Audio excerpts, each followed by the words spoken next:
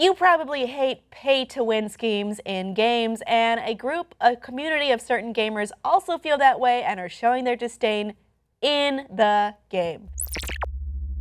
This is an interesting kind of protest that you're not usually able to do, but with Black Desert Online, that is exactly what people are doing. Let's take a look at, they have their own kind of, this looks like someone rendered this, but this came from inside the game. Those signs they're just regular picket signs that say pay, number 2, win. And that is what a lot of the largest guilds in the game are doing in the major cities. Other guilds have gone so far to edit their insignia, which they display over territories they own. Anti-pay-to-win slogans. They are going to try and rally a blackout soon, also to express their anger about this. I'm impressed. Yeah. I mean, it's, you know, MMOs are great for having large groups of people come together, usually to defeat a dungeon boss. But in the case of you know what, teamwork works for a lot. It does. Like this is online activism being put to good use. And because I hate the pay to win concept in games, and the whole thing behind that is that you can use real world money to buy in-game weapons, bonuses, magic, whatever you want, that'll give you extra stats and power-ups over other players, and it creates an unfair advantage versus just leveling up and playing the game the way you should be. And I know that's been the MO for a lot of Korean MMOs for a long time now, but Black Desert Online was was highly anticipated by a lot of. In some regions, it's actually free to play, and some it's pay to play, so it's a little bit different. Yeah, so this was a highly anticipated game, mainly for the customability of it. It's an absolutely gorgeous game. So, and to hear that people are actually really invested in the gameplay, I'm like, oh, well, maybe I should have picked it up because I was just liking it for the pretty factor. But I'm excited to see players banding together to make a statement about this, because I think it is important to impress upon these companies what they want. As players, like we need to let these people know. We have to, otherwise we're going to keep getting kind of put out like this. Well, it's nice to see the group coming together to oppose this, specifically the ones who are actually most affected by this.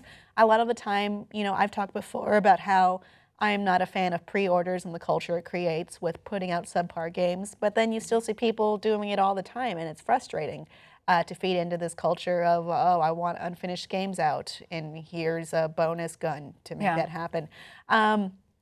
Specifically, what's happening in this is that there are items that you can, in the game, that you can pay for in real life currency. These are things like pets, for example, that offer buffs, like one specific pet can loot corpses automatically.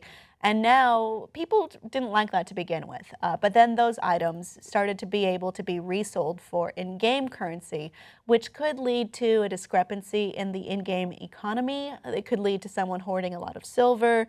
It could lead to essentially translating real-life money into being able to win, or you don't really win an MMO, but to succeed and prosper beyond what you should have been able to do with just skill and practice and hard work.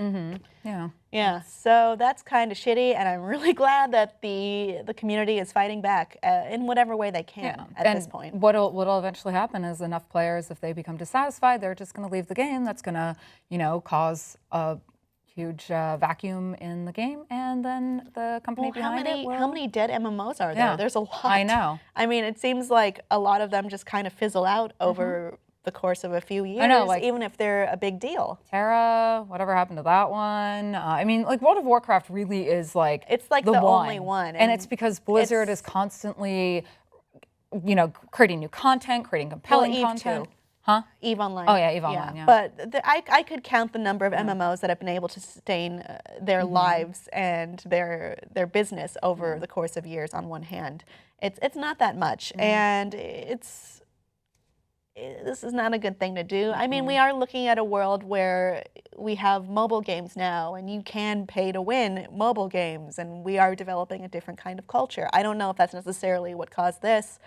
Perhaps it's trying to innovate, perhaps it's trying to flail to stay alive in a very competitive gaming world. I really just think it's a difference between two cultures in general. I think there's the Asian gaming culture and the European or the Western gaming culture, and I think over on the Asian side you do have a lot of that pay to play type style, and that's very predominant there. And we've seen the statistics from that, and then we see definitely the Western gaming culture. It's very new, and a lot of gamers are very, we push back against that. Well, so I think I'd like to see some more numbers from that. Yeah, I'd like to see how this pans out. Again, totally support you community members who are fighting back. Let's see if that causes Pearl Abyss to make any changes at all, or if it will cause the game to fizzle out, at least in some regions. Let us know what you think will happen below in the comments. Do you like pay to win? Is it fair in some instances? And please like and subscribe for more.